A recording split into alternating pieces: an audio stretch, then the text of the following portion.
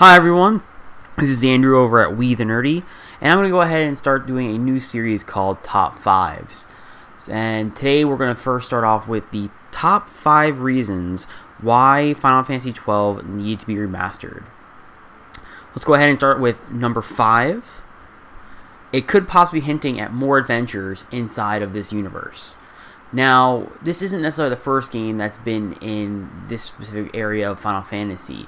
We have the first 2 Tactics games and Vagrant Story as well. So who knows what else they could be hinting at with this. Although, in reality, this is probably just another cash grab by Square Enix to get people to spend $50 on a remaster of a game that's come out over a decade ago. But, who knows? Moving on to number 4.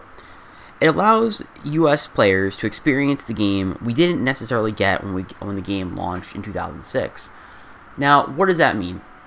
Well, the game that we're playing now is the international version, an up-res version of that. But we never actually got that over here in the United States. We actually got what I like to call the vanilla version of Final Fantasy XII that basically it did not have the 2 job functionalities and left a lot of other things out. And the nice thing too is with the fast forward features and a couple of the other improvements to the game overall, just with the remaster in general, it allows for a much smoother experience, I think, than what we got in the base version on the PS2. Going on to number 3, it adds yet another strong JRPG to PS4's library.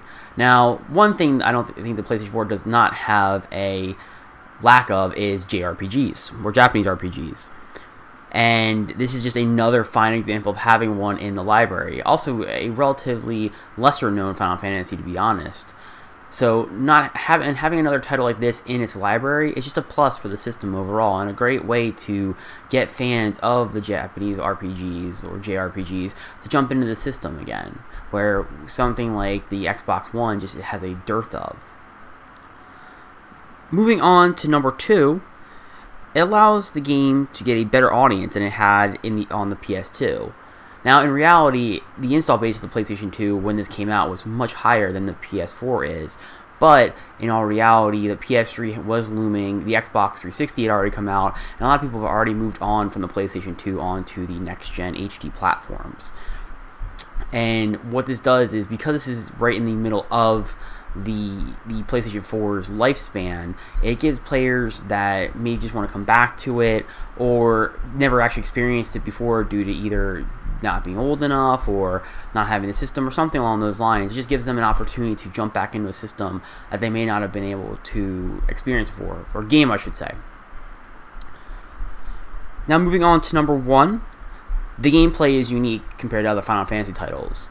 And what that means is, with this, it's a mix of active time battle and almost an MMO type of sense to it, where you're kind of jumping around and not necessarily being active, but you're also getting to move around. You're not necessarily doing your standard combat that most of your other Final Fantasies up until this point had. So it's a nice little combination and mixture of a lot of what came before and what we'd end up seeing later on in a lot of RPGs, in terms of small things here and there. Really, I've yet to play a game that really has the true combat mechanics that this one has, that point for point, but I think it's nice to have a game like this which is so relatively unique compared to what we see nowadays with just traditional turn-based ones, that it's definitely nice to have in your library for sure.